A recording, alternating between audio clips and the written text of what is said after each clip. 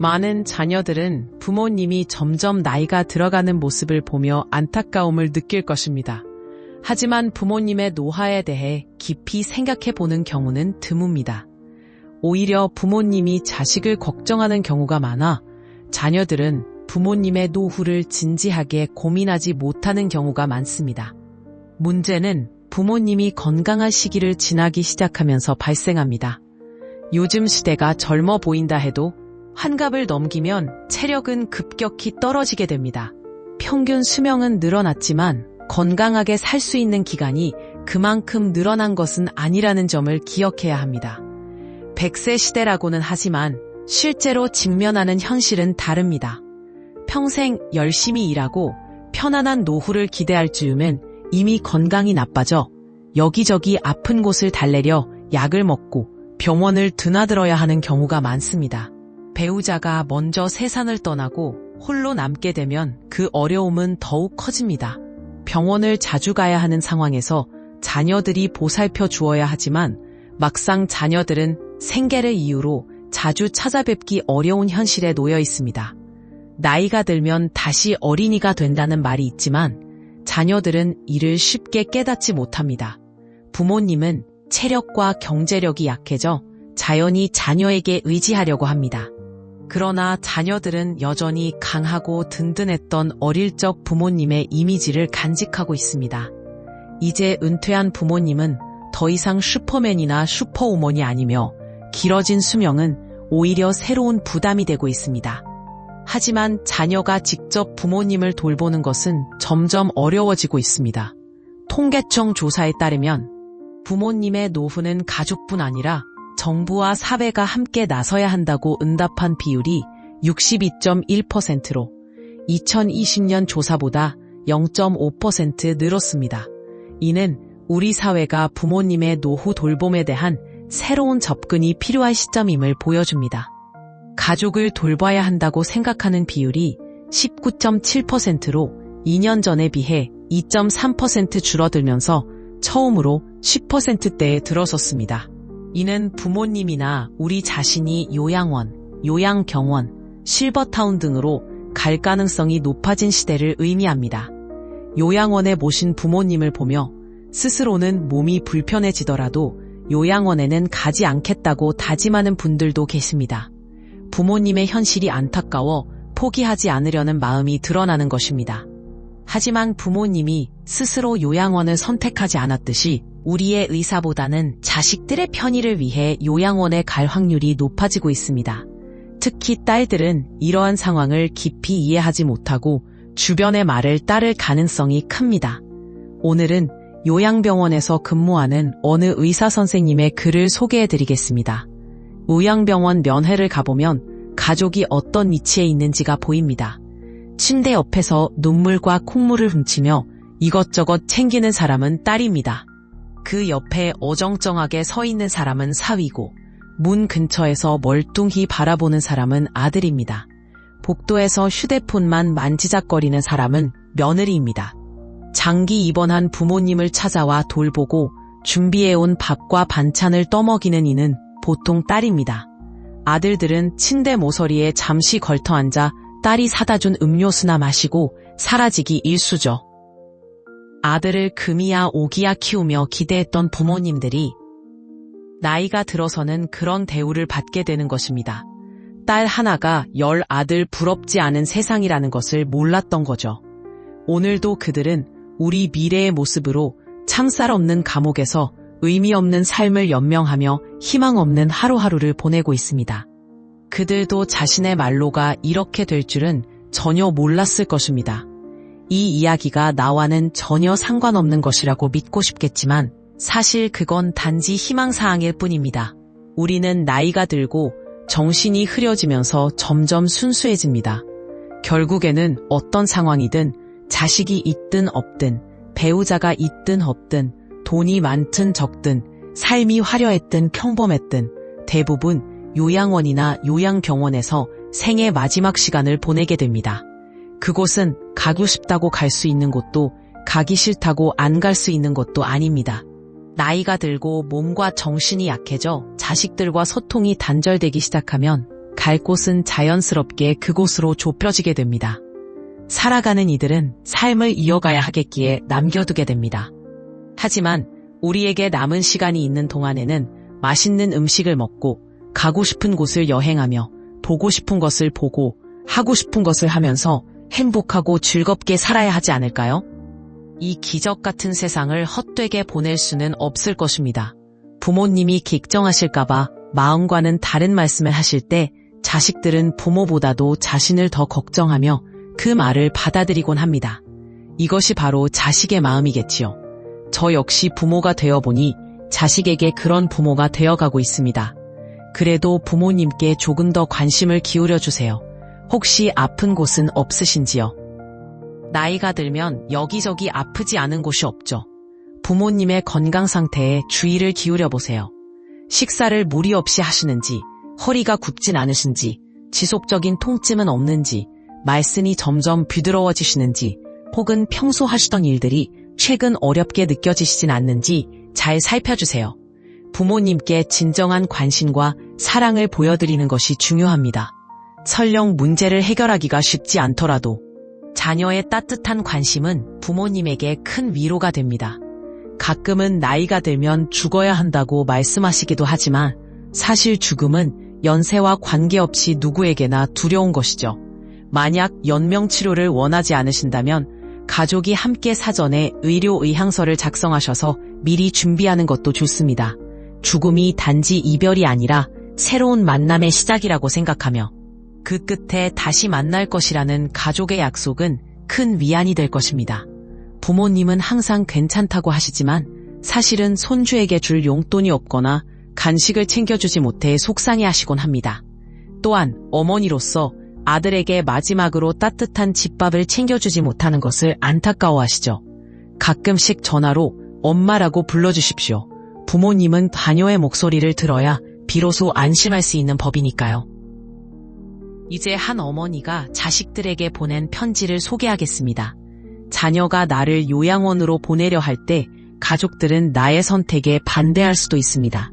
하지만 저와 같은 세대는 가족에게 부담이 되고 싶지 않다는 생각을 가지고 있습니다. 이 어머니는 먼저 뭔가요? 그런 말씀을 들으면 안 됩니다. 이 어머니는 여러분 곧탈기 가족들의 의료 의향서를 작성해 주세요. 이제 한 어머니는 먼저 뭔가요? 그런 말씀을 들으면 안 됩니다. 이 어머니는 여러분 곧탈기 가족들의 의료 의향서를 작성해 주세요. 이제 한 어머니는 먼저 뭔가요? 그런 말씀을 들으면 안 됩니다.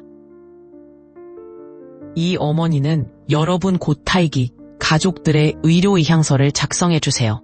이제 한 어머니는 먼저 뭔가요? 그런 말씀을 들으면 안 됩니다. 진인에게 때려단 둔남결수지 그래도 공무원이달까요? 제 한 어머니는 먼저 뭔가요? 그런 따뜻한 관심의 주의사만이 거의가 됩니다. 이제는 부모님의 진정한 관심을 일상스럽게 받아들이고 있고 미리 미루 못했다면 정말 감이 되니까요.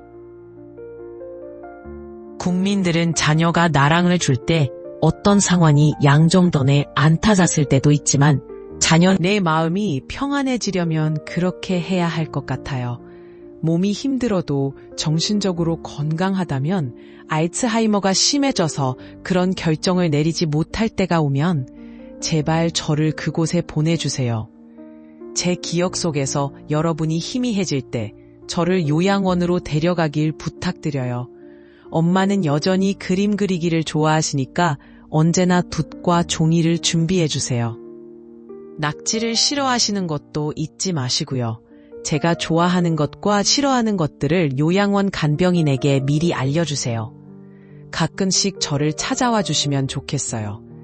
혹시 제가 누구세요? 라고 낯설게 굴더라도 마음 깊은 곳에서는 당신들을 알아보고 반가워할지도 몰라요. 함께 행복했던 시절 이야기를 들려주시거나 사진을 보여주시면 제가 설령 멍한 눈빛을 하고 있더라도 어딘가에서 알아보고 즐거워할지도 모르죠. 여러분은 이 글을 읽었을 때 어떤 감정을 느끼셨나요?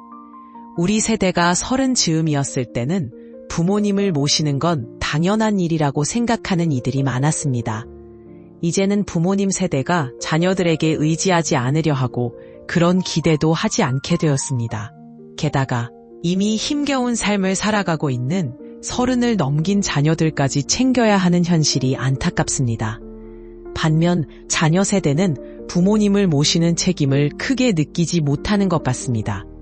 요양원에서 일하는 한 지인의 이야기에 따르면 입소한 분들의 사정은 저마다 다르지만 요양원에 들어선 순간부터 외부 세계와의 단절은 누구에게나 같다고 합니다. 요양원에서 외출이나 면회를 제한하지는 않지만 찾아오는 가족도 거의 없고 나가는 사람도 드물다고 하네요. 27명의 노인 중 단 2명만 일주일에 한두 번 가족을 만나고 나머지는 명절에나 겨우 가족의 얼굴을 돈다고 합니다. 자발적으로 요양원에 들어온 분들 또한 자신을 외부와 단절시키는 경우가 많다고 합니다. 평균 수명이 늘어나면서 노후에 대한 고민이 커지고 있습니다. 부모님을 요양시설에 모시는 게 과연 불효일까요? 이런 생각이 들기도 합니다. 부모님의 치매로 인해 고민하고 계신 분의 사연을 전해드릴게요. 저의 어린 시절을 따스하게 감싸주셨던 유쾌한 어머니가 치매를 앓기 시작하신 지도 어느덧 2년이 지났습니다. 이제 80대가 되신 어머님을 생각하면 그리 놀라운 일은 아닐지 모르겠지만 여전히 매일 밥을 드시고 나서도 또 찾으시고 화장실에서 어려움을 겪으시는 모습을 보면 마음이 찢어질 듯합니다. 특히 어머니를 돌보느라 고생하는 아내를 생각하면 마음이 녹록지 않네요. 아내 역시 나이가 들었고 어머니와 함께 체력적으로나 정신적으로 지쳐가는 게 보입니다. 그런 상황 속에서 무거운 마음을 안고 형제들을 모아 요양병원에 대한 이야기를 나눠봤지만 결과적으로 모두가 침묵했어요. 마치 아무도 어머니를 요양병원에 보내고 싶지 않은 것처럼 보이더군요. 하지만 가족 모두 지쳐가는 모습을 보니 이대로는 안 되겠다 싶어 어떻게 해야 할지 고민만 깊어갑니다. 결론을 내리지 못한 채로 형제들 사이에서도 저조차 결정하기가 쉽지 않네요. 우리 어머니가 우리를 얼마나 잘 키워주셨는데 요양병원에 모시다니요. 이런 불효자가 어디 있을까요? 하지만 매일의 현실은 너무나도 힘들기만 합니다. 제가 어떻게 해야 할까요? 이와 같은 딜레마를 안고 사는 가장들이 이제는 소수가 아닙니다.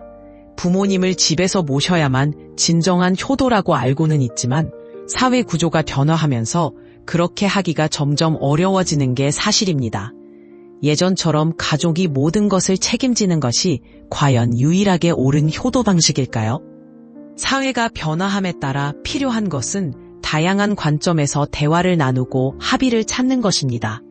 부모님이 아직 건강하실 때 스스로 노년의 삶을 고민하고 자녀에게 자신의 의사를 미리 이야기하는 것도 하나의 방법입니다.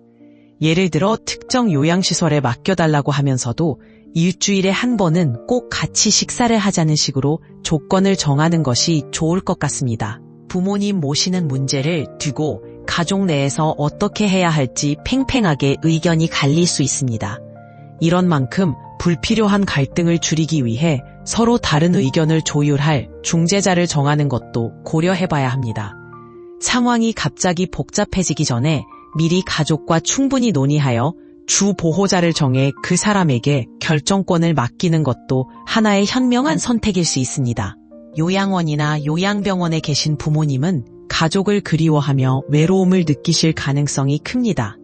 자주 찾아뵈며 마음을 나누고 대화를 나눌 수 있는 시간은 그분들에게 큰 위로가 될 것입니다. 오늘은 그런 순간들을 소중하게 만들어줄 감동적인 이야기를 전해드리겠습니다.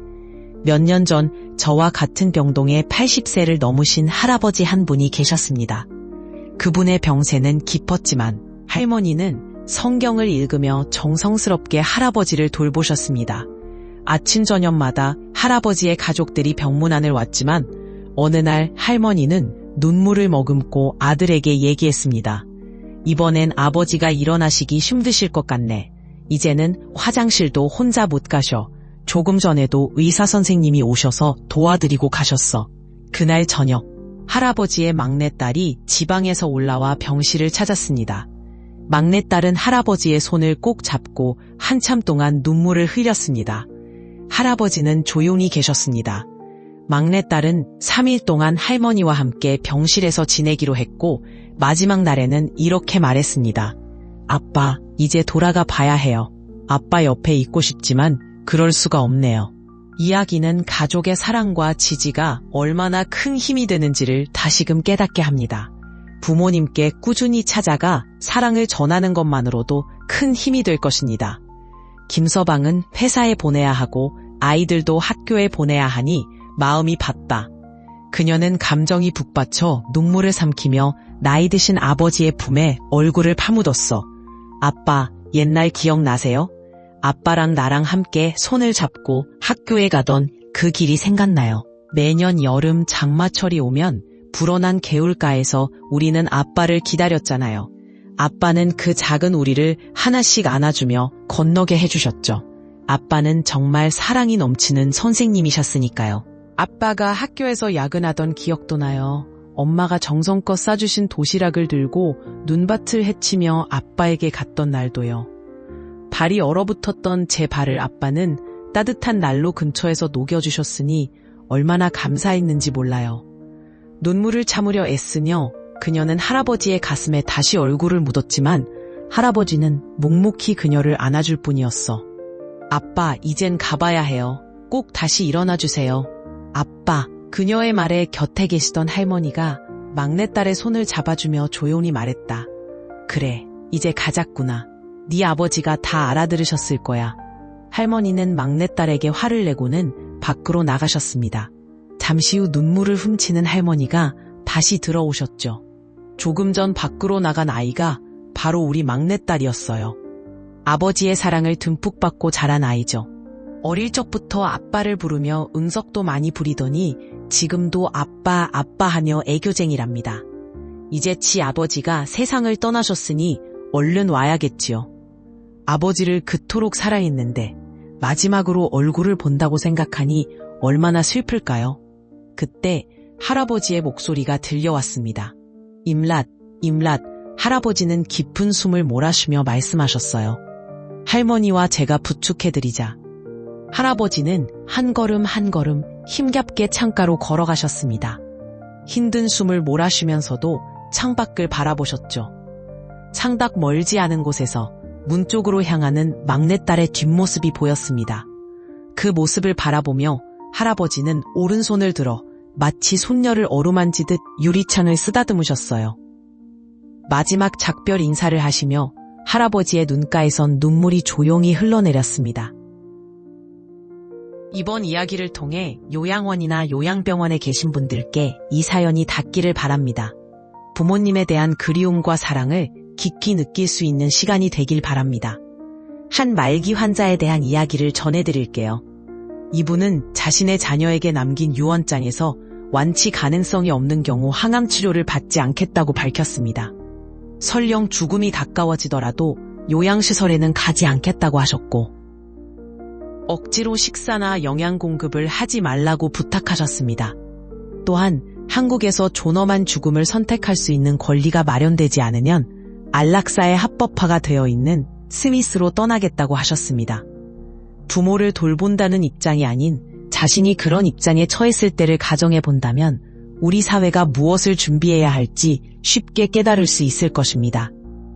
마지막으로 제가 사랑하는 글귀를 소개하며 이 이야기를 마무리하고자 합니다. 아버지는 눈물을 흘릴 곳이 없어 슬픈 사람입니다. 아버지는 어떤 사람일까요? 기분이 좋을 때 헛기침을 하고 두려울 때 억지 웃음을 짓는 분들이죠. 자식들의 성적이 기대에 미치지 못하더라도 겉으로는 괜찮다고 말하지만 속으로는 걱정과 아쉬움으로 가득한 분들입니다. 아버지의 마음은 검게 칠해진 유리, 쉽게 깨질 수 있지만 그 속마음은 잘 보이지 않는 것과 같다고 할 수 있겠네요. 아버지는 눈물을 감출 곳이 없어 마음이 아픈 사람입니다. 아침 식탁을 서둘러 떠나는 아버지의 뒷모습에는 언제나 쉽지 않은 하루가 기다리고 있습니다. 아버지는 수많은 머리를 가진 괴물과 싸워나가는데 그 괴물은 피로와 끝없는 업무, 그리고 스트레스입니다. 아버지는 매일 나는 과연 좋은 아버지인가? 라는 질문을 스스로에게 던지며 고뇌합니다. 자식의 결혼식에서 기쁨의 눈물을 참지 못하면서도 웃으며 축복해주는 분이 바로 아버지입니다. 자녀가 늦은 밤에 귀가할 때 어머니는 걱정의 말을 반복하지만 아버지는 묵묵히 현관문을 여러 번 확인합니다. 자녀가 칭찬을 받을 때 아버지는 그 어떤 것보다 자랑스럽습니다. 하지만 아버지가 가장 부담스러워하는 속담이 있으니 그 방금 자리에 마음이 닳을 것입니다. 이를 한번 주문해드릴게요. 급본에 와중 분관인 감사드립니다. 오늘 가정에서 계속 박내딸의 공음을 더 드립니다. 학무님의 아버지를 불러보고 그래서 마지막으로 제가 사랑하는 글귀를 마무리하고자 이번 이야기를 하러 가장 훌륭한 교훈은 몸소 보여주는 것이다 라는 말입니다. 아버지는 언제나 자녀에게 좋은 교훈을 전하려 하지만 정작 본인이 모범을 보이지 못한다고 느낄 때마다 마음이 무겁습니다. 이것은 조금 복잡한 감정이 드는 순간입니다. 나는 때때로 아버지께 미안한 마음이 들기도 하고 숨겨진 콤플렉스를 안고 살아가기도 합니다. 아버지는 양면적인 태도를 보이곤 하셨어요. 인낫. 아버지는 기리꾸리 이야기를 본거해야 합니다. 말씀해 주세요. 하나의 승낙도도 부럽기는 하지만 역까지 증거태 가까이 피규어할 수도 있겠다. 너에게 길을 검정드립니다. 통당 길을 검정드립니다. 역사에선 정정 고통받지 못한 길 타겠다. 역사의 행위 볼 때 말대에 따라 다 운동입니다. 모든 길을 검정드립니다. 이번 이야기를 통해 요양원이나 요양병원에 계신 분들께 이 사연이 닿기를 바랍니다. 부모를 나를 닮아주길 바라면서도 동시에 나를 닮지 않았으면 하는 마음이 있었던 것 같아요. 아버지에 대한 나의 생각은 시대에 따라 변화하는데 지금 당신이 느끼는 아버지에 대한 감정이 최종적이라고 여기지 마세요. 보통 내가 나이가 들수록 아버지에 대한 인식은 이렇게 변하곤 했어요. 3살 때는 아빠는 무척이나 전지전능한 존재였죠. 7살 때는 세상 모든 것을 알고 계시는 분 같았고. 보통 아버지의 생각은 뭐다 하지. 여성든 아버지는 눈물을 감출 곳이 없어 마음이 아픈 사람입니다. 8살 무렵엔 아빠와 선생님 중 누가 더 대단한지 고민했죠. 12살 때는 아빠도 사실 모르는 부분이 많은 사람처럼 느껴졌어요. 14살 무렵에는 세대 차이가 느껴지기 시작했습니다. 25이 되니 아버지를 이해는 하지만 아직도 낡은 세대처럼 보였어요. 30 즈음엔 아버지의 의견에도 일리가 있다고 생각하게 되더군요. 40살엔 중요한 결정을 하기 전에 아버지의 조언을 듣고 싶어졌고 50살이 됐을 때는 아버님이 정말 훌륭한 분이었다고 느꼈습니다. 60에 이르렀을 땐 아버지가 살아계셨다면 조언을 들었을 텐데 하는 아쉬움이 남습니다. 아버지란 돌아가신 후에도 계속해서 그 말씀들이 생각나는 분인가 봅니다. 아버지는 돌아가신 후에야 그리워지는 분입니다. 무심한 듯 보이지만 사실 그렇지 않아요. 체면, 자존심, 그리고 미안함이 뒤섞여 자신의 감정을 솔직하게 드러내지 못하셨을 뿐이죠. 아버지의 웃음은 어머니보다 더 깊고 진하며 그 울음은 더 큰 슬픔을 담고 있을 것입니다. 체면, 자존심, 그리고 미안함이 뒤섞여 자신의 감정을 솔직하게 드러내지 못하셨을 뿐이죠. 작년은 연애의 둥구에 대해 했어요. 하지만 그 둥구는 자기 감정 속에서 스스로 때만 나이 오모 말은 하고 아버지는 작년에 대해 본받으실까 감사드립니다. 힘낸 모습이 있다고 많이겠다. 체면 못만지 예습만 작년은 아빠 때 못한 거야. 지금 생각은 나의 그런 견딘 조건 없고 하신데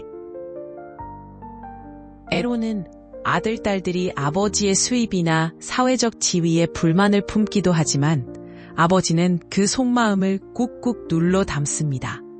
집에서는 언제나 버팀목이 되어야 하지만 믿을 수 있는 친구를 만나면 소년처럼 순수해지죠.